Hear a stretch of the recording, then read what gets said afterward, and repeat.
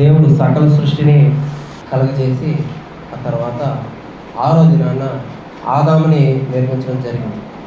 నిర్మించి ఎక్కడ పెట్టాడండి? ఏదైనా తోటలో ఉంచాడు. ఏదైనా తోటలో లేని సౌకర్యం అంటూ ఏమైనా ఉందా? ఒక 5 స్టార్ హోటల్ లాంటిది అనమాట. అన్ని సౌకర్యాలు ఉన్నాయి. అన్ని సౌకర్యాలు కలగజేసి సకల జీవరాశులను కూడా ఆదాము దగ్గరికి తీసుకొచ్చినప్పుడు ఆదాము ఏ పేరు పెడితే వాటికి ఆ పేరు కలిగింది. కానీ దేవుడు తను నిర్మించిన ఆదాములో ఒక చిన్న లోపాన్ని చూశాడు. ఏంటది?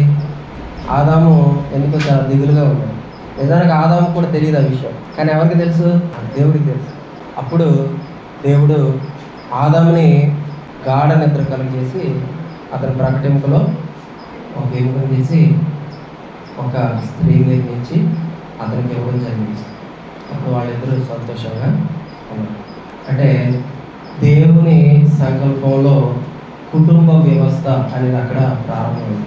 అలాగే ఆ కుటుంబ వ్యవస్థ ఎక్కడి వరకు దేవుని చిత్తానుసారం కొనసాగిందండి అని చూస్తే పాపం కూడా వెంటనే ప్రవేశించింది. ఆ తర్వాత దేవుడే తాను పశ్చాత్తాపడిన సంతాపం ఉండేటంత స్థితికి కుటుంబ వ్యవస్థ అనేది దిగజారిపోయింది. ఎప్పుడు అంటే నోవహు కాలంలో ఆదికాండము 6వ అధ్యాయంలో ఒకసారి చూసినట్లయితే 2వ వచనం, ఆదికాండం 6వ అధ్యాయము 2వ వచనం నుంచి చూసినట్లయితే దేవుని కుమారులు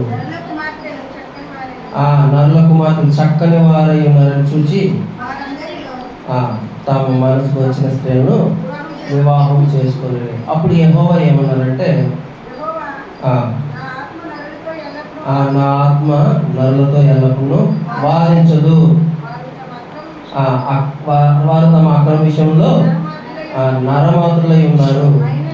అయినను వారి దినములు 120 ఏళ్ళను. ఇక్కడ దేవుడు నరులు చేసినందుకు 6వ వచనం చూసినట్లయితే, తాను భూమి మీద నరులను చేసినందుకు యెహోవా సంతానం ఎందుకు చేశానురా అని దేవుడు అప్పుడు బాధపడే స్థితికి వివాహ వ్యవస్థని వారు తీసుకొచ్చేసారు. కుటుంబ పరిస్థితులు మారిపోయి దేవుడు కోరుకున్నది ఒకటి, అక్కడ జరుగుతున్నది ఒకటి. కాబట్టి దేవుడు వెంటనే వాళ్ళందరినీ ఏం చేద్దామని నిర్ణయం తీసుకున్నాడండి? వారందరినీ జంతువులతో సహా సకల ప్రాణులతో సహా నిర్మూలన చేస్తాను అని చెప్పి మరలా ఒక కుటుంబాన్ని ఎన్నుకొని అక్కడి నుంచి మరలా రీస్టోరేషన్ స్టార్ట్ చేశారు. మళ్ళీ రీప్రొడక్షన్ స్టార్ట్ అయింది. అక్కడి నుంచి ఇప్పటి వరకు కుటుంబ వ్యవస్థ అనేది కొనసాగుతుంది. కానీ దేవుడు కోరుకున్న కుటుంబ వ్యవస్థ ఎలా ఉంది, ఇప్పుడున్న కుటుంబ వ్యవస్థలు ఎలా ఉన్నాయి అని కాసేపు ఆలోచిద్దాం. ఇది ఎందుకు ఆలోచించాలి అంటే, మనం ఏదో ఒక సందర్భంలో ఒక ప్రత్యేకమైన గదిలోకి వెళ్ళి మోకరిల్లి మన కుటుంబం కొరకు ప్రార్థన చేస్తాం. ఏదో ఒక ప్రార్థన అవసరం ఉండదు. అప్పుడు ప్రార్థన చేసిన తర్వాత ఒక్కసారి ప్రశ్నించుకోవడం మొదలు, నేను దేవుణ్ణి వేడుకున్నాను కదా, మరి ఆయన నాకు దాన్ని ఇవ్వాలి అంటే నేను దేవుడు కోరుకునేటట్టు ఉండాలి కదా, అలా ఉన్నానా అని ఎప్పుడో ఒక సందర్భంలో మనకు ఆ ప్రశ్న వస్తుంది. అప్పుడు నాకు ఇవ్వబడిన బాధ్యతను నేను నెరవేరుస్తున్నానా నా కుటుంబం పట్ల అన్న ప్రశ్న వస్తుంది. అప్పుడు కొన్ని లోపాలు కనబడతాయి. మన కుటుంబంలో కొన్ని లోపాలు కనబడతాయి. మరి దేవుడు ఎలా కోరుకుంటున్నాడు, నేను ఎలా ఉంటున్నాను అని ప్రతి సందర్భంలో మనం ప్రశ్నించుకుంటూ దేవునికి ఇష్టానుసారమైన వారిగా మనం ఉంటూ మన కుటుంబాన్ని కూడా సరి చేసుకోవాలి. ఎందుకు ఈ మాట చెప్పుకోవాలంటే, చాలా మటుకు సంఘాలు, ఏ సంఘానికైనా వెళ్ళండి, స్త్రీలు పురుషులు ఉంటారు, కానీ ఎక్కువ మంది ఎవరు ఉంటారండి? స్త్రీలే ఉంటారు. కుటుంబంలో ఒక్కరు వచ్చి కూర్చుంటే కుటుంబం మొత్తాన్ని దీవించేస్తాడంట దేవుడు. ఎవరి సొంత రక్షణ వారి బాధ్యత. దేవుని సన్నిధిలో ఎవరు కనబడుతున్నారో వారిని దేవుడు లెక్కిస్తాడు. కాబట్టి ఈ విషయం ఒకసారి నేను దేవుడు కోరుకుంటున్నట్టు ఉంటున్నానా, దేవుడు కోరుకున్న కుటుంబం ఎలా ఉంది, నా కుటుంబం ఎలా ఉంది అని ఒక్కసారి పరిశీలించుకోవడానికి ప్రయత్నిద్దాం. ఇప్పుడు కుటుంబ వ్యవస్థ సక్సెస్ అయిందా, ఫెయిల్ అయిందా? ఇది మతపరమైన విషయం కాదు. నిజానికి మతం అనేది మనిషి తీసుకొచ్చాడు. ఇప్పుడున్న మతాలన్నీ చాలా రకాల మతాలు ఉన్నాయి, మనకు తెలిసి 3-4 అంతే. కానీ చాలా రకాల మతాలు ఉన్నాయి. వాళ్ళ మతానుసారంగా వాళ్ళు ఏవో చెప్పుకుని ఉంటారు.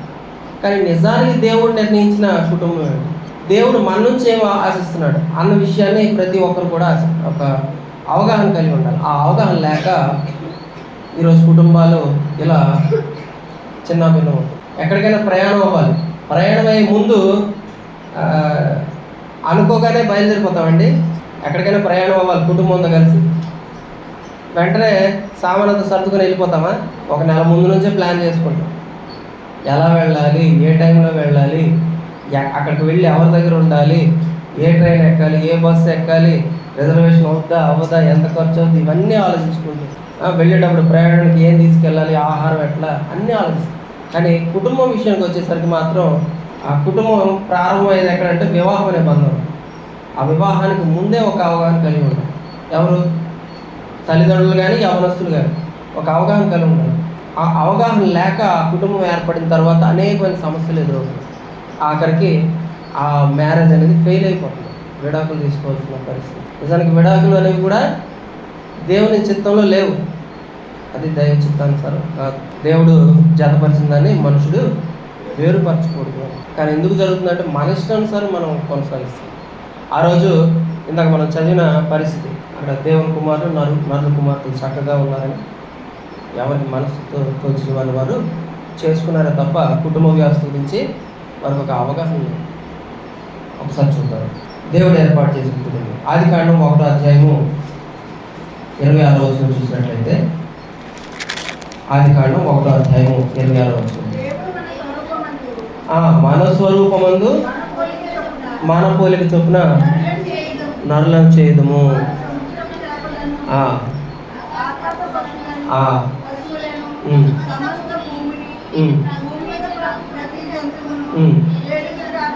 వారు సమస్త భూమిని ఏలుదురు. సమస్త భూమిని వారికి అప్పగించేశాడు దేవుడు. దేవుడు తన పోలికను తన స్వరూపమందు నరులను చేయదము, అది దేవుడు నిర్ణయించింది. చాలు. అలాగే హెబ్రీ పత్రిక 13వ అధ్యాయము 4వ వచనం చూసినట్లయితే, ఈ వచనం ఎప్పుడు వివాహాల ముందు ఎవరైతే శుభలేఖలు వేస్తారు ఖచ్చితంగా ఈ వచనం పడుతుంది. కానీ ఎంతవరకు పడుతుంది? పైలేరు మాత్రమే. 4వ వచనం, వివాహము అన్ని విషయములలో ఘనమైనది గాను. ఇక్కడ వివాహం అన్ని విషయంలో ఘనమైనది అన్న వరకు అక్కడ వరకు తీసుకుంటారు. ఆ తర్వాత పానుపు నిష్కల్మషమైనది గాను ఉండవలెను. ఇంకా చదవండి, పూర్తి చదవండి. వేశ్య సాంగులకును వ్యభిచారులకును దేవుడు తీర్పు తీర్చును. ఇక్కడ హెచ్చరిక కూడా ఇస్తున్నాడు. ఎందుకు? లోకంలో వ్యభిచారము, జారత్వము ఇవన్నీ లోకంలో ఆల్రెడీ ఉన్నాయి, జరుగుతున్నాయి. అవి జరగక ముందే మన నోటీస్లోకి వస్తాయి, జరిగిన తర్వాత వస్తాయి. జరిగిన తర్వాత తెలుస్తుందా, జరగకముందే తెలుస్తుందా? ఈరోజు తల్లిదండ్రులు తమ పిల్లల్ని హెచ్చరించే ధైర్యం లేకుండా పోయింది. తల్లిదండ్రుల మాటలు పిల్లలు వింటున్నారా, పిల్లల మాటలు తల్లిదండ్రులు వింటున్నారా? ఎల్కేజీ పిల్లల నుంచి చూసుకుంటే ప్రీ స్కూల్ అంటే స్కూల్లో జాయిన్ అవ్వక ముందే తల్లిదండ్రులు, ముఖ్యంగా తల్లులు తమ పిల్లల మాట వింటారు. అలా వద్దమ్మా అంటే, అమ్మ అలా కాదమ్మా, ఇదమ్మా అదమ్మా వాళ్ళు తిరిగి నేర్పుతారు. తల్లులేమో చాలా నా కొడుకు ముద్దుగా మాట్లాడుతున్నాను అనుకుంటారు. కానీ వాళ్ళ స్వభావం ఏమవుతుందని మాత్రం ఆలోచించారు. ఆ ముద్దు మాటలు పోతే ఆ స్వభావం మాత్రం బలపడి ఆఖరికి తలపట్టుకునే పరిస్థితి వస్తుంది. ఈరోజు అలాంటి ఫెయిల్ అయిన కుటుంబాన్ని చూసి దేవుడు కూడా తలపట్టుకునే పరిస్థితి వచ్చింది. దేవుడు ఇప్పుడున్న కుటుంబ వ్యవస్థను చూసి సంతోషపడాడు. ఈ విషయం మనం దృష్టిలో పెట్టుకోవాలి. మరి దేవుణ్ణి మనం ఏ విధంగా సంతోషపరచగలం? సరే ఆలోచిద్దాం. దేవుడు ఖచ్చితంగా కొన్ని విషయాలు తెలియజేశాడు. దేవుని ఆజ్ఞని అనుసరించడే దేవుణ్ణి ప్రేమించడం. ఒకసారి ద్వితీయోపదేశకాండము 7వ అధ్యాయము 2-3 వచనాలు చూద్దాం.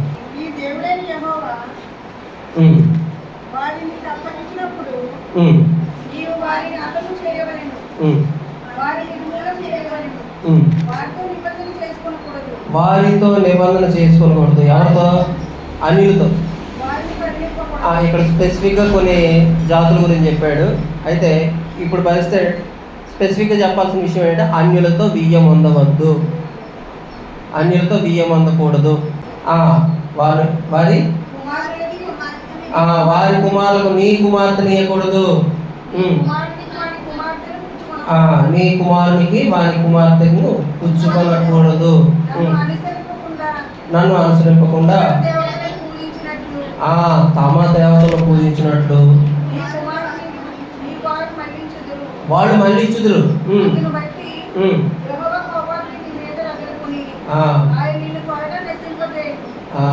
ఆయన నిన్ను త్వరగా అంటే ప్రతిఫలం కూడా చెప్తున్నట్టు.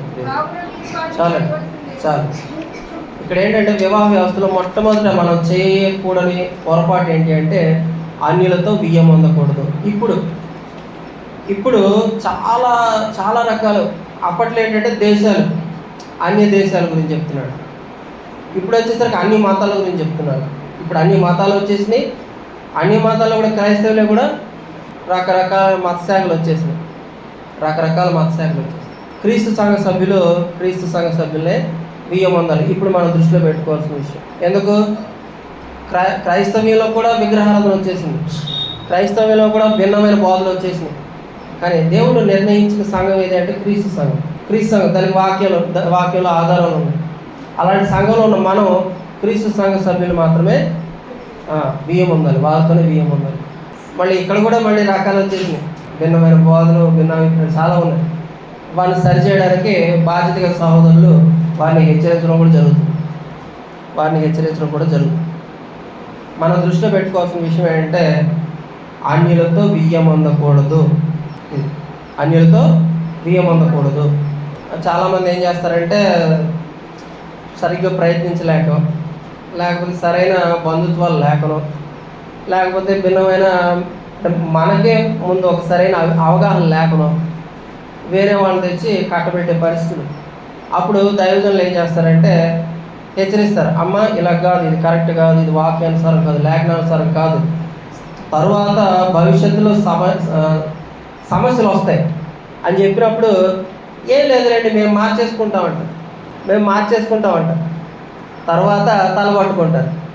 మాట వినట్లేదండి. మొదట 1-2 వారాలు తీసుకొస్తారండి. కొత్తగా పెళ్ళైన వాళ్ళని మొదటి 2 వారాలు తీసుకొస్తారు. తర్వాత వాళ్ళు కనపడరు. ఇప్పటి వరకు భక్తి పరురాలిన ఆ సహోదరి కూడా అక్కడ కూర్చొని మంచి పాటలు పాడే సహోదరి కూడా ఆమె కూడా కనపడకుండా మరుగైపోతుంది. ఏం జరిగిందంటే భర్త ఆమెని ఇంట్లో కూర్చోబెడతారు.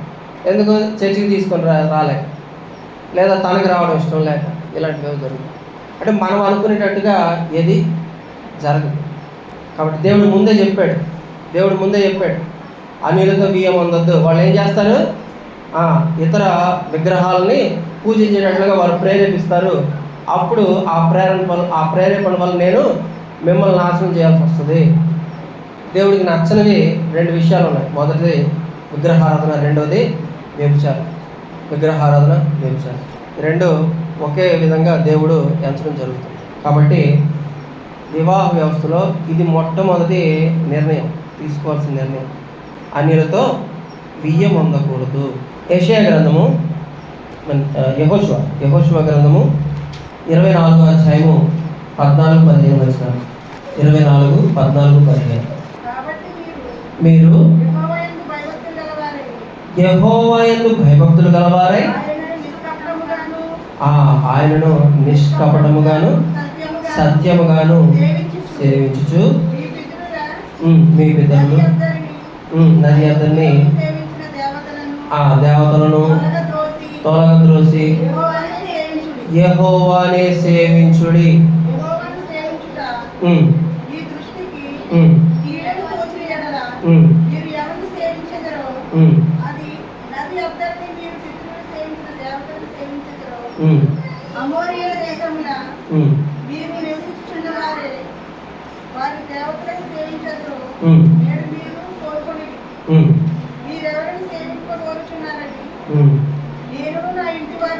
నేను నా ఇంటి వారు యెహోవాను సేవించదము. అది వాళ్ళు తీసుకున్న నిర్ణయం. ఒక కుటుంబాన్ని నడిపించే పెద్ద, కుటుంబానికి శిరస్సుగా ఉన్న యజమాని, అలాగే కుటుంబాన్ని బాధ్యతగా నడిపిస్తున్న యజమానురాలు అంటే సహోదరి, బాధ్యత గల సహోదరి తీసుకోవాల్సిన నిర్ణయం ఏమిటి? నేనును నా ఇంటి వారు యెహోవాను సేవించదము. ఒకవేళ వివాహ బంధం ఏర్పడుతుంది, అప్పుడు కూడా సహోదరులు అనేకమైన ఒప్పుకోలు చేస్తుంటారు.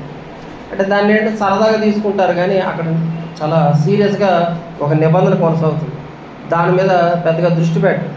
ఆ పక్కనే ఫోటోలు చేస్తుంటే ఆ ఫోటోలు వీడియోల మీద దృష్టి ఉంటుంది తప్ప దీని మీద దృష్టి పెట్టరు. కానీ వివాహ బంధం ఏర్పడుతున్నప్పుడు ఆ భార్య భర్తలు తీసుకోవాల్సిన నిర్ణయం ఏంటంటే నేనును నా ఇంటి వారును యెహోవానే సేవించదము, యెహోవానే సేవించదము, దేవుణ్ణి యెహోవానే దేవునిగా కలిగి ఉందము. అది తీసుకోవాల్సిన మొట్టమొదటి నిర్ణయం ఒక కుటుంబం ప్రారంభమవుతున్నప్పుడు. అలాగే ఎఫ్సి పత్రిక 6వ అధ్యాయం 4వ వచనం ఒకసారి చూసినట్లయితే, ఎఫ్సి పత్రిక 6వ అధ్యాయము 4వ వచనం. తండ్రులారా పిల్లలకు కోపము రేపక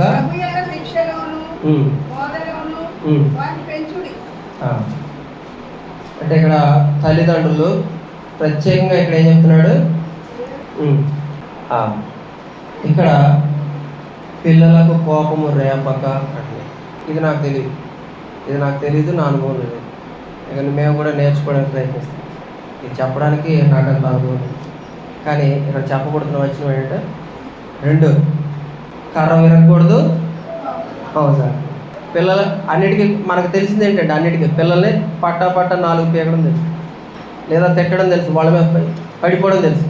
కానీ వాళ్ళ కోపం రేపకూడదు. అలాగే ప్రభు యొక్క శిక్షలోను బోధనను వారికి కొందరు తెలియక వదిలేస్తారు. ఎక్కువ మంది ఏం చేస్తారంటే తెలియక వదిలేస్తారు, వాళ్ళే తెలుసుకుంటారు. ప్రార్థన జరుగుతున్నప్పుడు తల్లులు ఏం చేస్తారంటే చిన్నపిల్లలే కదా అని చెప్పి వాళ్ళు వదిలేస్తారు. చాలా ఇష్టం. అయితే అది కఠినంగా తీసుకోమని నేను చెప్పట్లేదు, కానీ అంటే పిల్లలకి తెలిసేటట్టు చెప్పాలి. ఉదాహరణకి తిరుగుతుంటే తప్పలేదు, కుదురుగా కూర్చోరు, మనమే కూర్చోలేము. అలాంటప్పుడు పిల్లలు అలా కూర్చుంటారు. అయితే వాళ్ళకు ఒక విషయం అయితే వాళ్ళ మనసులో వేయాలి, ఏంటంటే దేవుని సన్నిధిలో కుదురుగా కూర్చోవాలి. వాళ్ళు కూర్చోమని పర్వాలేదు, కానీ మనం మాత్రం చెప్తూ ఉంటాం. చాలా ఓపిక ఉండాలి పిల్లలు చెప్పే విషయం. చాలా ప్రశ్నలు వేస్తూనే ఉంటారు. వాళ్ళు ఈరోజు కూర్చోకపోవచ్చు, మనం మాత్రం చెప్తూనే ఉండాలి. అప్పుడు ఏదో ఒకసారి వాళ్ళు ఆ విషయాన్ని దృష్టిలో పెట్టుకొని మనం చెప్పకపోయినా కూడా పట్టుకొచ్చుకోవచ్చు. ఒకరోజు మార్పు అనేది జరుగుతుంది. అంటే మనం ఏం చేయాలంటే ఆ ప్రయత్నం అయితే మనం చేయాలి. ఆ విషయం మనం దృష్టిలో పెట్టుకోవాలి. ప్రభు యొక్క శిక్షలను బోధనలు పెంచాలంటే మొట్టమొదటి మనం ఏం చేయాలి? ఆ అవగాహన కలిగి ఉండాలి. ఏది తప్పు ఏది ఒప్పు. కాబట్టి విలువైనంత వరకు దేవుని ప్రార్థనకు కానీ, వాక్యానికి కానీ, వాక్య పఠనానికి కానీ, కుటుంబ ప్రార్థనకు కానీ మనం విలువనిస్తే ఎక్కువ మటుకు మనం అవగాహన కలిగి ఉంటాము. అప్పుడు మనకి ఒక మార్గదర్శకం అనేది కనబడుతుంది. ఎలా పిల్లల్ని పెంచాలి, ఎలా వారిని సరిగ్గా తీసుకురావాలి, మార్గంలోకి తీసుకురావాలి. ఇప్పుడు నాకు ఇందాక సంతోషం కలిగింది. యవనస్తులు 2 సన్నీమని వాళ్ళిద్దరు పాటలు పాడుతున్నారు. అంటే వాళ్ళని మెప్పిస్తే నాకు వచ్చేది ఏం లేదు. కానీ మొన్న బైబిల్ క్లాస్ చూసినప్పుడు క్రీస్తు సాంగ్ గురించి మంచి పాట పాడాడు. నేను అది రికార్డ్ చేసుకుని వచ్చాను. చాలా బాగా నచ్చింది. అంటే అన్నదమ్ములు 2 కలిసి ఒక పాట పాడాడు. అలా యవ్వనస్తులు దేవుని సన్నిధిలో అక్కడ నిలబడి ప్రార్థన చేసిన, వాక్యపట్నం చదివిన, దేవుని సేవ చేసిన, ఒక కీర్తన పాడినా ఎంతో ఆనందంగా ఉంటుంది. అంటే మనమే ఎంత ఆనందపడుతున్నాం అంటే దేవుడు ఎంత ఆనందపడతాడు. తల్లిదండ్రులు వాళ్ళకి ఒక బీజం నాటారు కాబట్టి అది ఇప్పుడు ఫలిస్తుంది. అలాగే ప్రతి కుటుంబంలో కూడా ప్రతి ఒక్కరు కూడా బాధ్యత కలిగి ప్రవర్తించాలి. ఎప్పుడు కూడా ఎదిగేటప్పుడు ఎంతవరకు ఆలోచిస్తారంటే ఆ పిల్లలకు బట్టలు ఇస్తున్నావా లేదా, వాళ్ళ అవసరాలు తీరుస్తున్నావా లేదా, పుస్తకాలు కొంటున్నావా లేదా, మంచి కాలేజీలో స్కూల్లో జాయిన్ చేస్తున్నావా లేదా, ఇవి ఆలోచిస్తారు. కానీ వాళ్ళకి బైబిల్ ఉందా లేదా, వాళ్ళకు అసలు ఆరాధనకి రావడానికి కానీ, బైబిల్ క్లాసులకు రావడానికి కానీ వాళ్ళు ఇంట్రెస్ట్ చూపిస్తున్నారా లేదా, లేకపోతే సాకులు చెప్పి అక్కడి నుంచి తప్పించుకొని స్నేహితులతో ఏం చేస్తున్నారు. మన ముందు లేనంత మాత్రం వాళ్ళని విడిచిపెట్టకూడదు. వాళ్ళు ఎక్కడున్న మన కుటుంబ సభ్యులే. వాళ్ళు ఎక్కడైనా తప్పు చేస్తే ఎవరిని వచ్చి ప్రశ్నిస్తారు, ఎవరిని అవమానిస్తారు అంటే వాళ్ళు చేసిన దాన్ని బట్టి ప్రతిఫలం ఎక్కడ కలుగుతుందంటే కుటుంబంలో కలుగుతుంది. కాబట్టి జాగ్రత్తగా ఆ విషయాలన్నీ వాళ్ళకు ఒక అవగాహన వచ్చేటట్టుగా వాళ్ళని కూర్చోబెట్టి మాట్లాడించే ఆ స్థాయి మనకు ఉండాలి. వాళ్ళ లిమిట్స్ ఏంటి, మన లిమిట్స్ ఏంటి, దేవుని దగ్గర దేవుని సన్నిధిలో పెరుగుతున్న ఒక కుటుంబం వారికి ఉండాల్సిన బాధ్యతలు ఏంటి, వాళ్ళకున్న లిమిట్స్ ఏంటి అన్నది ప్రతి ఒక్కరికి కూడా అవగాహన వచ్చేది చెప్పాలి. చెప్పకుండా వాడు మారడండి, వాడు అంతేనండి అని కొందరు వదిలేస్తుంది. అది చేయకూడదు. మొట్టమొదటి చెప్పాల్సిన బాధ్యత మనకుంది. ఈ విషయంలో మనం శ్రద్ధ కలిగి ఉండాలి. అలాగే తిమోతికి రాసిన మొదటి పత్రిక 5వ అధ్యాయం 8వ వచనం చూసినట్లయితే, మొదటి తిమోతి 5:8, ఎవడైనను స్వకీయులను విశేషముగా తన ఇంటి వారిని సంరక్షింపకపోయిన ఎడల విశ్వాస త్యాగము చేసిన వాడై అవిశ్వాసి కన్నా చెడ్డవాడైనను. ఇక్కడ ఎవరైతే తమ స్వకీయులను, తమ కుటుంబ సభ్యులను, తమ బంధువులను, స్నేహితులను వాళ్ళు విడిచిపెట్టేసి వాళ్ళ గురించి ఆలోచించకుండా, వాళ్ళ రక్షణ గురించి ఆలోచించకుండా విడిచిపెట్టేస్తారో వాళ్ళు విశ్వాస త్యాగం చేసిన వారు అని చెప్పి ఇక్కడ అంటున్నాడు. అంటే ఆ స్థితి ఎలాంటిదంటే మునుపటి స్థితి కంటే దారుణమైన స్థితికి వాళ్ళు దిగజారిపోయిన వారు. అంటే ఇక్కడ నేను ఏం నిరూపిస్తున్నాను, నేను రక్షణ పొంది నా కుటుంబ సభ్యుల్ని రక్షణలోకి నడిపించుకోలేకపోతున్నానంటే నా రక్షణ ఒక విలువ లేనిది అని నేను అక్కడ వాళ్ళకి తెలియజేస్తున్నాడు, చెప్పకనే చెప్తున్నాడు. కాబట్టి విడిచిపెట్టకూడదు. వాళ్ళ పట్ల బాధ్యత కలిగి చెప్తూనే ఉండాలి. వాళ్ళని దేవుని సన్నిధికి రప్పించడానికి ఏవి చేయాలో అవి చేయాలి. మొట్టమొదటి ప్రార్థన చేయాలి. అలాగే ప్రత్యేకమైన తరగతులు ఉంటాయి, వాటికి నడిపించాలి ముందు. అప్పుడు ఏదో ఒక సందర్భంలో చెప్పబడుతున్న వాక్యంలో ఒక్కటి వాళ్ళ మనసులో పడుతుంది, దాన్ని బట్టి వాళ్ళు వస్తారు ఆరోగ్యం, దాన్ని బట్టి వాళ్ళు పొందుతారు రక్షణ. కాబట్టి చెప్పడం మన బాధ్యత. ఈ విషయం విడిచిపెట్టకూడదు. ఇదేంటంటే ఎవరైతే సుఖభోగాలకు విలువనివ్వరో వారు ఈ పనులు చేయగలుగుతారు. ఎవరైతే ప్రభువునందు తమను తాము స్థిరపరచుకుంటారో వాళ్ళు ఈ పనులు చేయగలుగుతారు. ఎవరైతే తమ పూర్వస్థితికి ప్రస్తుత స్థితికి తేడా చూపగలుగుతారో తమ జీవితం ద్వారా వాళ్ళు ఈ పనులు చేయగలుగుతారు. మంచి సాక్ష్యం పొందిన వారు ఈ పనులు చేయగలుగుతారు. అలాగే యోహాను సువార్త 4వ అధ్యాయము 24వ వచనం చూసినట్లయితే, దేవుని చిత్తానుసారము ఉండే కుటుంబం ఏం చేస్తుందంటే కుటుంబంగా కూడి వచ్చి దేవుని సన్నిధిలో కూర్చొని దేవుని ఆరాధిస్తుంది. దేవుడు ఆత్మ కనుక ఆయన్ని ఆరాధించువారు ఆత్మతోనూ సత్యముతోనూ ఆరాధించారు.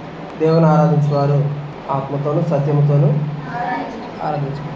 దేవుడు మనకు ఒక కుటుంబాన్ని ఇచ్చాడు. ఆ కుటుంబంతో పాటు వచ్చి ఆరాధించాడు. మొట్టమొదటి మన మనసులో ఉండాలి, నేను ఒంటరిగా వస్తున్నానే, నా కుటుంబాన్ని తీసుకురావాలి, దానికి నేను ప్రయత్నిస్తున్నానా లేదా అని ప్రశ్నించుకో. ఆ ప్రయత్నంలో ఏదో ఒకరోజు అది ఫలిస్తుంది. అది నమ్మి ప్రతిసారి వాళ్ళని ఆహ్వానిస్తూ ఉండాలి. మొట్టమొదటి మన కుటుంబాన్ని రక్షించుకోవాలి, తర్వాత వేరే. ఈ విషయంలో ప్రతి ఒక్కరూ కూడా జాగ్రత్త కలిగి ఉండాలి. అలాగే కుటుంబంలో ఫలించాల్సిన ఫలాలు. కొలస్సీలకు రాసిన పత్రిక 3వ అధ్యాయం 11వ వచనం, దేవుని కుటుంబంగా ఎదగాలనుకునేవారు వారికి ఉండాల్సిన లక్షణాలు. కొలస్సీలకు రాసిన పత్రిక 3వ అధ్యాయం 11వ వచనం,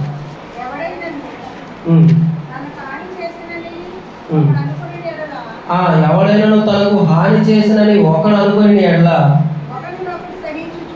ఒకరినొకడు సహించుచు ఒకరినొకరు క్షమించుడి. ప్రభు మిమ్మల్ని క్షమించలాగున క్షమించుడి. ఇక్కడ ఏం చెప్తున్నాడంటే ఒకరెవరో మన మీద చాడీలు చెప్పో ఏదో చేసి మొత్తానికి మన మీద లేనిపోనివి అక్కడ ప్రచారం చేస్తున్నారు. అలాంటప్పుడు ఆ వ్యక్తి మనకు తెలుసు, ఆ వ్యక్తి ఎవరని తెలిసినప్పుడు అతను మనం ఏం చేయాలంటే అతన్ని క్షమించాలి. మన నోటీస్లోకి వచ్చింది, ఇలా అన్నామంట కదా, సరే ఇంకోసారి అలాగా జరగలేదు, క్షమించాలి. క్షమాపణ అంటే అతను చేసిన ఆ తప్పుని మర్చిపోవడం. క్షమాపణ అంటే చేసిన దాన్ని మర్చిపోవడం. ఇర్మియా గ్రంథం 31వ అధ్యాయంలో 31వ వచనంలో ఒక విషయం, దేవుడు మనల్ని ఎలా క్షమించాడు. ప్రభు మనల్ని క్షమించాడు. ప్రభు క్షమించడం బట్టి మనం ప్రభు సన్నిధిని మనం ఇలా కూడుకొని ఆరాధించుకోగలుగుతాం. మనకి రక్షణ వచ్చింది దేన్ని బట్టి? ఆ క్షమాపణ బట్టి. ఇప్పుడు క్షమాపణ పొందిన మనము ఏం చేయాలి? క్షమించాలి. ఇది మన కుటుంబంలో నేర్పాలి. మనం మన కుటుంబాన్ని క్షమిస్తే, వాళ్ళు చేసిన తప్పులను క్షమిస్తే, వాళ్ళు కూడా ఆ క్షమాగుణాన్ని నేర్చుకుంటారు. ఎందుకు? ప్రభు మనకు ఆ క్షమాపణ నేర్పాడు. ఇతరులను క్షమించడం ఎలాగా? సిలువలో ఆయన్ని ఆ సిలువకేసి ఆయన్ని ఆ మేకులు పెట్టి కొడుతుంటే, వీరేమి చేస్తున్నారో వీరెవరు వారిని, అంత ఓర్పు గలవాడు. మనమైతే ఏం చేస్తామండి? పొరపాటు కాలు దొరికితే పట్టమని బీగుతాం తెలియకుండా. అది మన స్వభావం. కానీ ప్రభు మేకులు పెట్టి, ఒక్కొక్క మేకు 8 ఇంచులు ఉంటుంది. అంత మేకు పెట్టి కొడుతుంటే ఎముకలు ఇలాగ వెడల్పు అయిపోతుంటే ఎంత నొప్పి వస్తుంది, ఎంత రక్తం కారుతుంది. అలాంటి పరిస్థితుల్లో కూడా ఆయన నోటి నుంచి వచ్చింది, తండ్రి వీరేమి చేయుచున్నారో వీరు ఎరుగరు. ఆయన క్షమించడానికే, దేవునికి మనకి ఉన్న వ్యత్యాసాన్ని తీసివేయడానికి, దేవునికి మనకున్న సంబంధాన్ని కలగజేయడానికి వచ్చింది. క్షమాపణ లేకపోతే ఆ సంబంధం అనేది కలగదు, ఈ రక్షణ అనేది ఉండదు. గెత్సెమనే తోటలో ఆయన పట్టుకునేటప్పుడు పేతురు వచ్చి ఒక సైనికుడి యొక్క చెవి నరికినప్పుడు ముందు తీసి ఆ కత్తి తీసి పక్కన పడే, ఒకవేళ నేను ప్రార్థన చేస్తే ఆయన దూతల్ని పంపించడా, సైన్యాన్ని పంపించడా, అంటే అంత శక్తి ఉన్నా కూడా ఆయన వారిని క్షమించే మనసు మనకి నేర్పడం కోసం ఆయన ఆ గుణాన్ని కలిగి క్రియల ద్వారా చూపించారు. కాబట్టి క్షమాగుణం ఇతరులు ఆలోచింపజేస్తారు. మనం ఒకరిని క్షమిస్తే ఇతరులు రక్షణలోకి నడిపించబడడానికి అది ఉపయోగకరంగా ఉంటుంది. చాలామంది బైబిల్లోనే ఉన్నారు, బైబిల్ తర్వాత కూడా దాన్ని నమ్మి విశ్వసించి సేవ చేస్తూ తమను చంపినా కూడా క్షమించిన వారు కూడా ఉన్నారు. మనకు తెలుసు చాలామంది హతసాక్షులుగా మారిన వారు ఉన్నారు. కేవలం బైబిల్లో కాదు, బయట కూడా ఇప్పుడు కూడా బయట సువార్త ప్రకటించబడుతున్నప్పుడు వాళ్ళని దారుణంగా అవమానిస్తారు. కానీ ఆ సహోదరులు నిజంగా ప్రభువుని ధరించుకున్నవారు. ఆ బైబిల్ తీసి విసిరేస్తున్నా, కరపత్రాలు తీసి పడేస్తున్నా, కొడుతున్నా, చెప్పులతో కొడుతున్నా, ఇష్టం వచ్చినట్టు మాట్లాడుతున్నా కూడా వాళ్ళు ఒక్క మాట కూడా మాట్లాడకుండా తిరిగి వెళ్ళిపోతున్నారు. ఈరోజు వాళ్ళు అవమానపడవచ్చు, రేపు పొద్దున మాత్రం ఖచ్చితంగా ఎవరైతే అవమానపరిచారో వాళ్ళు ఖచ్చితంగా ఆలోచిస్తారు, నా మతంలో ఇలా లేదే, నా బంధువులు ఇలా లేదే, నా వాళ్ళే నా నేర్పలేదే, ఖచ్చితంగా ఆలోచిస్తారు. ఈరోజు కాకపోతే ఒకరోజు అతడు రక్షణ పొందగా దానికి కారణం ఏంటంటే ఆ సహోదరులు చూపిస్తున్న ఓర్పు, వాళ్ళు క్షమిస్తున్న విధానం, క్షమాగుణం అంత గొప్పది. అపోస్తల కార్యంలో 10వ అధ్యాయము 1-2 వచనాలు ఇక్కడ కొర్నేలి అనే భక్తుల గురించి చెప్తూ ఉన్నారు. ఇటలీ పటాలంలో శతాధిపతి అయిన కొర్నేలి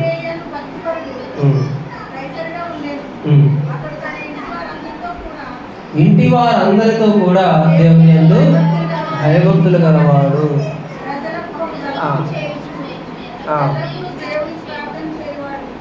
ఇక్కడ కొర్నేలి అనే ఒక దైవభక్తుల గురించి చెప్తున్నాడు. అతని స్థాయి ఏంటండి? శతాధిపతి, అంటే 100 మంది మీద ఒక లీడర్, శతాధిపతి.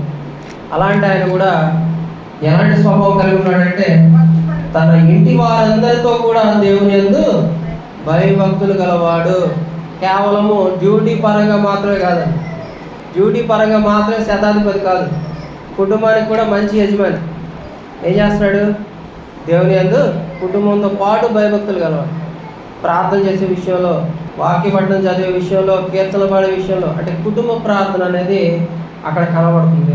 సమయాన్ని వెచ్చించుకొని కుటుంబాన్ని బలపరుచుకునే ప్రయత్నము కుటుంబ యజమానులుగా మనము కలిగి ఉండాలి. అప్పుడు ఆలోచించడానికి కానీ, ఎక్కువ లేఖనాలని ధ్యానం చేయడానికి కానీ, దేవుని మహింపరచాలి, అది మన ప్రథమ కర్తవ్యం అని వారి మనసులో పడడానికి కానీ అది దోహదపడుతుంది. కుటుంబ ప్రార్థన చేసుకోవడానికి, అలాగే ప్రత్యేకమైన బైబిల్ తరగతులు మన కుటుంబం ద్వారా కానీ, మన కుటుంబంలో కానీ ఏర్పరచుకోవడానికి మనం మంచి నిర్ణయం తీసుకోవాలి. ఇక్కడ శతాధిపతి అయిన కొర్నేలి తన ఇంటి వారందరితో కూడా దేవుని యందు భయభక్తులు గలవాడు. తను ఒక్కడు బైబిల్ పట్టుకుని వెళ్ళిపోవట్లా, కుటుంబం అందరిని కూర్చోబెట్టాడు.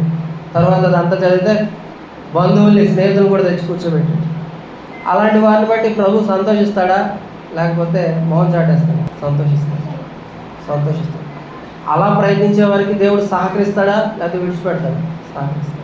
కాబట్టి మనం కూడా దేవుని కుటుంబం, దేవుడు నిర్ణయించిన కుటుంబం, దేవుడు ఇష్టపడే కుటుంబంగా ఉండాలంటే మన ఇంట్లో కూడా ఇలాంటి భక్తి అనేది దేవుని పట్ల మనం చూపించాలి. ఇంకేం చేస్తున్నాడు? ప్రజలకు బహుధర్మం చేయొచ్చు, ఎల్లప్పుడూ దేవునికి ప్రార్థన చేయవాడు. కొన్నేళ్ళు తన రక్షణ పొందక ముందే, ఇదన్నీ ఎప్పుడు రక్షణ పొందక మునిపే ఇన్ని లక్షణాలు కలిగి ఉన్నాడు. ఒక ప్రత్యేకమైన వ్యక్తిగా కనబడతాడు కొన్నేళ్ళు. అందుకు దేవత కూడా ఒక మాట చెప్తాడు 3వ వచనంలో, దేవుని దూత అతని యొద్దకు వచ్చి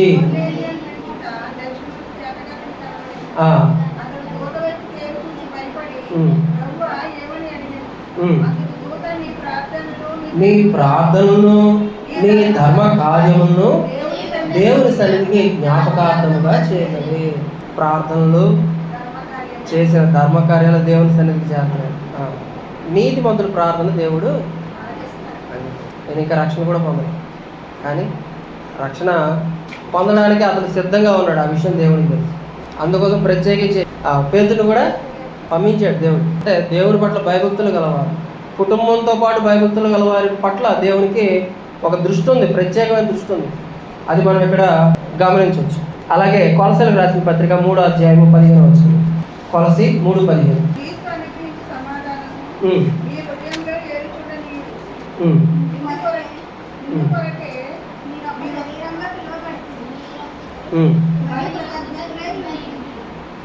ఇక్కడ క్రీస్తు అను గ్రహించు సమాధానము మీ హృదయంలో ఏలుచుండనీయుడి, ఇందుకొరకే మీరు ఒక శరీరముగా పిలువబడు. ఇక్కడ క్రీస్తు మనకి సమాధానముగా ఉన్నాడు. క్రీస్తుని కలిగిన వారు అంటే క్రైస్తవులు అనబడేవారు సమాధానాన్ని కలిగి ఉండాలి. ప్రతి ఒక్కరి మధ్య, తండ్రి కొడుకుల మధ్య, తల్లి కూతుర్ల మధ్య, అత్త కోడల మధ్య, అన్నదమ్ముల మధ్య, ప్రతి ఒక్కరి మధ్య, భార్యాభర్తల మధ్య ఒక సమాధానం అనేది, ఆ బంధం అనేది కొనసాగించాలి. ఎందుకంటే క్రీస్తు మనకు సమాధానమై ఉన్నాడు. ఈ విషయం దృష్టిలో పెట్టుకున్నాం. అలాగే ఎఫ్సి పత్రిక 4వ అధ్యాయం 1వ వచనం. ఎఫ్సి పత్రిక 4వ అధ్యాయం 1వ వచనం. కాబట్టి మీరు సమాధానమును బంధకము చేత ఆత్మ కలిగించు ఐక్యతను కాపాడుకున్నటయందు శ్రద్ధ కలిగిన వారు. ఇక్కడ ఆత్మ ద్వారా ఏం కలుగుతుంది? పరిశుద్ధాత్మ ద్వారా ఐక్యత కలుగుతుంది. ఐక్యత అనే బంధం ఎప్పుడు ఉంటుందండి? ఈరోజు కుటుంబాలు చూస్తే తల్లి కొడుకులు ఒకటి, తండ్రి కూతుర్లు ఒకటి, 2 పార్టీలు ఉంటాయి. అంటే అది కొన్ని విషయాలు, చిన్న చిన్న విషయాల్లో అయితే అది వేరు, కానీ అవి రేపొద్దున పెద్దవి కాదు. అన్నదమ్ముల మధ్య ఐక్యత అనేది కొనసాగకపోతే పెళ్ళిళ్ళు అయ్యాక వాళ్ళు ఏమవుతారు? తల్లిదండ్రులు బ్రతికుండగానే వాళ్ళని పంచుకునే పరిస్థితి, లేదా వాళ్ళని బాధ పెట్టే పరిస్థితి ఈరోజు సమాజంలో చాలా చూస్తున్నాం. బ్రతికుండగానే వాళ్ళని చంపేసే పరిస్థితి, మానసికంగా చంపారు. ఎందుకంటే వారు చిన్నప్పటి నుంచి ఉండేటప్పుడే వారిలో ఐక్యత కలగలేదు. ఈ ఐక్యత ఎలాంటిది? పరిశుద్ధాత్మ వల్లైనా ఐక్యత అయ్యి ఉండాలి. అంటే యవనస్తులు ఎదుగుతున్నప్పుడు వాళ్ళ రక్షణ గురించి తల్లిదండ్రులు త్వరపడాలి, లేకపోతే రేపు పొద్దుట వాళ్ళు తగ్గిపోయే అవకాశం ఉంటుంది. ఆ కుటుంబంలో ఐక్యత అనేది ఏర్పడదు. ఈ విషయాలు దృష్టిలో పెట్టుకుంటాం. కుటుంబంలో ఐక్యత అనేది చాలా ముఖ్యం. అలాగే 15వ కీర్తనలో చూసినట్లయితే అక్కడ యథార్థత కనబడుతుంది. కుటుంబంలో అబద్ధాలు ఆడాల్సిన పరిస్థితులు ఈరోజు ఉన్నాయా? లేకపోయినా ఊరికే మాట్లాడేస్తున్నారు. అబద్ధం, కుటుంబంలో అబద్ధం ప్రవేశించకూడదు. కన్న తల్లితో కూతురు అబద్ధం ఆడకూడదు, కన్న తండ్రితో కొడుకు అబద్ధం ఆడకూడదు. నాన్న డబ్బులు కావాలి బుక్ కొనుక్కోవడానికి, లేకపోతే అది ఇది ఏవో చెప్తూనే ఉంటారు. అంటే అబద్ధం చెప్పడానికి కన్న తల్లిదండ్రులతోనే వాళ్ళు భయపడకుండా చెప్తున్నారంటే రేపు సమాజంలో అలాంటి వాళ్ళని ఎవరైనా నమ్ముతారా? నమ్మరు. ఈరోజు నేను అబద్ధం ఆడుతున్నాను, ఒకసారి అబద్ధం ఆడుకుంటూ వచ్చాను, నమ్ముతున్నారు కదా వాళ్ళు. నేనేదో ఏం చెప్తే అది గొర్రెల్లా తలాడించేస్తారని ఏదో ఒక రోజు అది బట్టబయలు. ఇక అక్కడి నుంచి కట్ అయిపోతుంది. ఇక ఎప్పుడు నిజం చెప్పినా కూడా అనుమానించే పరిస్థితి. ఫోన్ చేసి కనుక్కుంటారు వేరే వాళ్ళు, అది నిజమేనా? ఎక్కడికి వెళ్తున్నారంట, కాలేజీలో ఎక్కడికి తీసుకెళ్తున్నారంట, నిజమేనా అని వాళ్ళ ఫ్రెండ్స్ని, వాళ్ళ టీచర్స్ని కనుక్కోవాల్సిన పరిస్థితి. అంటే కుటుంబంలో నా స్థితి ఏమైంది? దిగజారిపోయింది. దేన్ని బట్టి? అబద్ధం ఆడడం. నా సొంత కుటుంబంతో నేను అబద్ధం ఆడాను, నా స్థాయిని కోల్పోయాను. కాబట్టి అబద్ధం అనేది ఆడకూడదు. క్రైస్తవుడు అబద్ధం ఆడకూడదు ఎవరితోనైనా సరే. నీ మాట అవునంటే అవును, కాదంటే కాదు అని ఉండాలంతే. నువ్వు నమ్మకపో. చాలామంది దగ్గర నేను వయసు అడిగేవాళ్ళు, చెప్పేవాళ్ళు, నమ్మేవాళ్ళు కాదు. సరే పో, నాకేం పోయింది. ఇప్పుడు వయసు తగ్గించుకున్నాను, నా ఆయువు ఏమైనా పెరుగుద్దా? చాలామంది వయసు చెప్పడానికి భయపడుతున్నాం. ఈ విషయమే కాదు, చాలా విషయాలు. తెలివితేటలు ఎక్కువ అండి జనాలకి. పెదాలంటే నల్లగుంటాయంటే సిగరెట్ కాల్చినట్టు. నా జీవితంలో ఒకసారి నోట్లో పెట్టలేదు. ఇప్పుడు వాళ్ళు నమ్మాలంటే నేను దాని మీద ప్రమాణం చేయాలా? నా మాట అవునంటే అవును, కాదంటే కాదు. నువ్వు నమ్మకపోతే నాకు వచ్చిన నష్టం ఏంటి? కాబట్టి క్రైస్తవుడు క్రీస్తుని అనుసరించేవాడు యథార్థపరుడు, నమ్మకస్తుడై ఉంటాడు. తను పనిచేసే దగ్గర అయినా సరే యజమాని దగ్గర నమ్మకత్వాన్ని సంపాదించుకుంటాడు. అలాంటి యజమాని దగ్గర నమ్మకత్వాన్ని సంపాదించుకున్నాడంటే, అయ్యా నాకు ఇక్కడ ప్రార్థన జరుగుతుంది, నేను పలానా రోజు నేను రావట్లేదంటే సరే.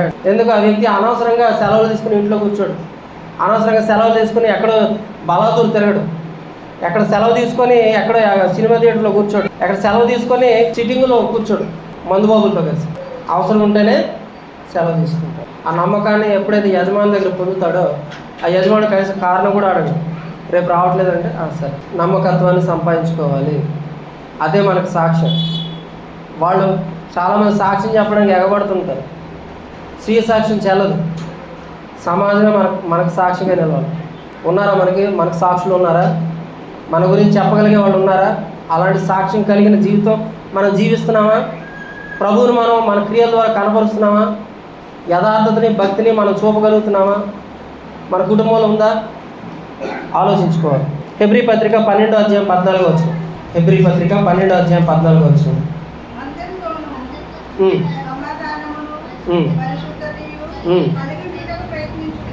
అందరితో ఏం చేయాలంటే సమాధానమును, ఇంకా పరిశుద్ధతయు. దేవుడు పరిశుద్ధుడు, ఆయన పంపిన యేసు ప్రభు పరిశుద్ధుడు. మనకి సమాధానకర్తగా ఉన్న పరిశుద్ధాత్మ పరిశుద్ధుడు. కాబట్టి మనం కూడా ఎలా ఉండాలి? పరిశుద్ధులే ఉండాలి. కాబట్టి పరిశుద్ధత ఎప్పుడు ఇవ్వబడింది? ఎప్పుడు పరిశుద్ధపరచబడ్డాం? సంఘమునకు అనే పౌలు మాట్లాడతారు. మొదటి కొరింథీ పత్రిక 1-2 వచనాలు. క్రీస్తు యేసునందు పరిశుద్ధపరచబడి పరిశుద్ధులుగా ఉండుటకు పిలువబడిన వారు. అంటే దేనికి పిలువబడ్డాం మనం? పరిశుద్ధపరచబడి పరిశుద్ధులుగా ఉండడానికి పిలువబడ్డాం. అంటే ఇవ్వబడిన పరిశుద్ధతని కడ వరకు కొనసాగించాలి. అదేలోనైనా సరే, ఆలోచనలో కానీ, క్రియల్లో కానీ, చూపులో కానీ, మాటలో కానీ, స్వభావంలో కానీ, నడతలో కానీ, ప్రతి దాంట్లో. ఎందుకంటే మన రక్షణలోకి నడిపించిన క్రీస్తు పరిశుద్ధుడు. మన కుటుంబం కూడా ఆ పరిశుద్ధతను కలిగి ఉండటకు మనం ప్రయత్నించాలి. హెబ్రీ పత్రిక 13వ అధ్యాయం 1వ వచనం.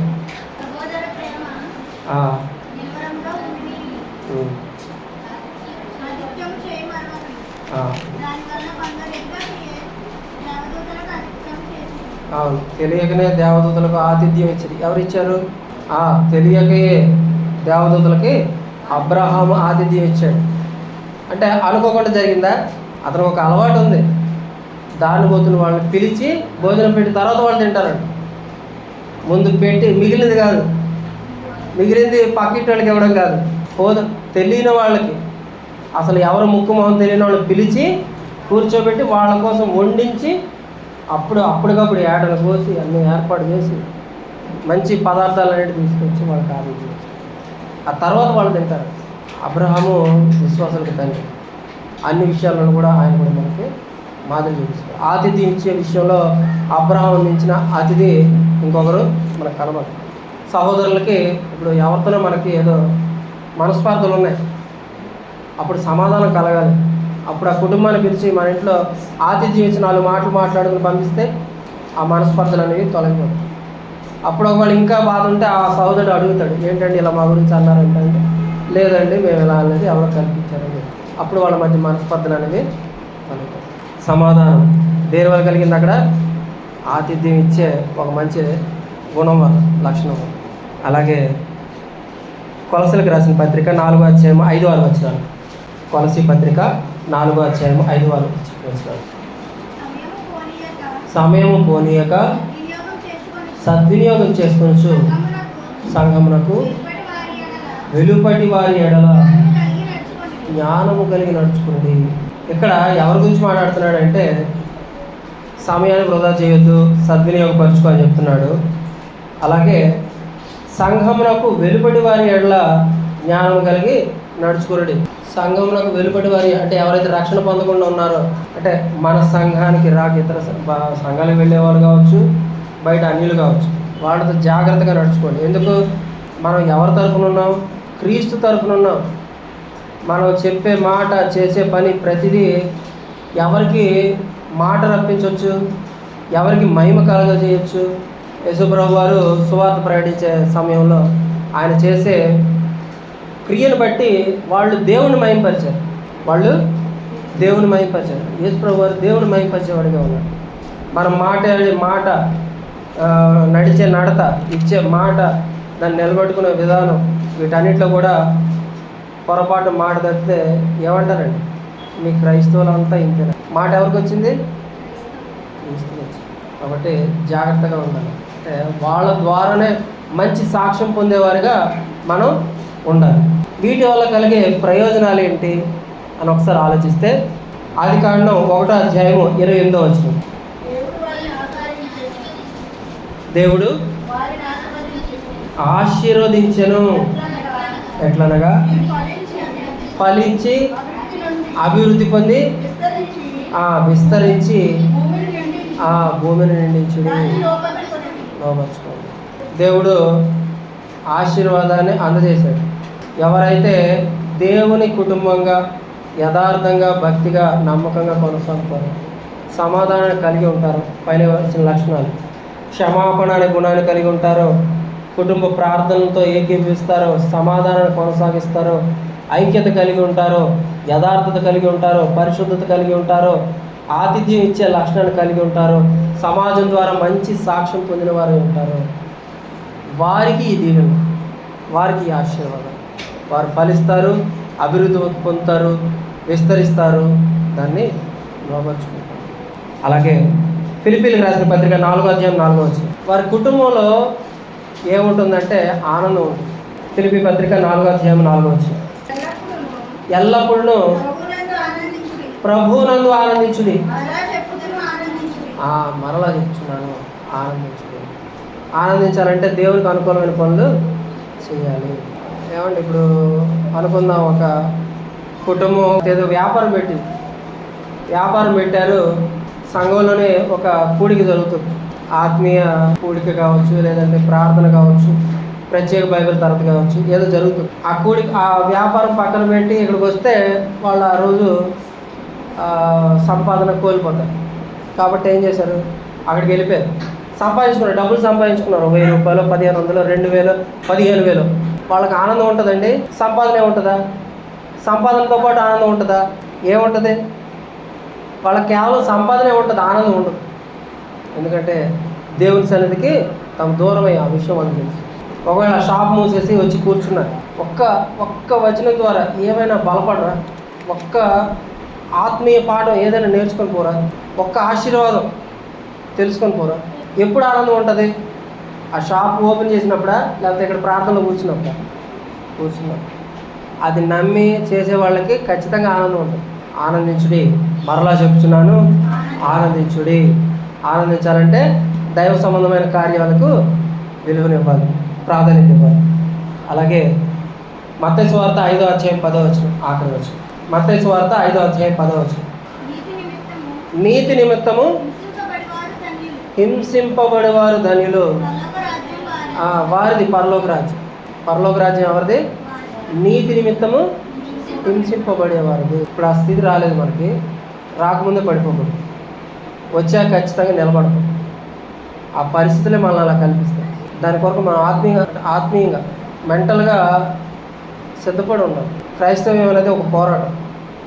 ఆ పోరాటంలో ప్రతి ఒక్కరు కూడా సిద్ధపడి ఉండాలి. ఈ విషయాలన్నీ దృష్టిలో పెట్టుకొని నేను నా కుటుంబాన్ని ప్రేరేపిస్తున్నాను, మొదట నేను స్థిరంగా ఉన్నానా అన్న విషయాల్ని ఆలోచించుకుంటూ ప్రభువునందు ఆనందించడానికి మనం ఏం చేయాలి, ఎలా ఉంటే ఆనందపడతాం, ఎలా ఉంటే మనల్ని బట్టి దేవుడు ఆనందపడతాడు, ఈ విషయాలన్నీ ఆలోచిస్తూ ఆత్మీయ జీవితాన్ని ముందుకు కొనసాగడానికి ప్రతి ఒక్కరం కూడా ఆలోచించాలని దేవునికి అనుకూలమైన నిర్ణయాలు తీసుకోవాలని, ఆత్మీయ జీవితం అంటే కేవలం వచ్చిపోయేది కాదని, ఇతరులకు ప్రేరేపించేదని దృష్టిలో పెట్టుకొని ప్రతి విషయంలో కూడా జాగ్రత్త కలిగి ఉండాలని నన్ను నేను హెచ్చరించుకుంటూ మీకు కూడా తెలియజేస్తూ ఇప్పటివరకు వాక్యాన్ని ఓపికతో విని మీ అందరికీ మన ప్రభువైన యేసుక్రీస్తు నామములో వందనాలు చెల్లించుకుంటున్నాను.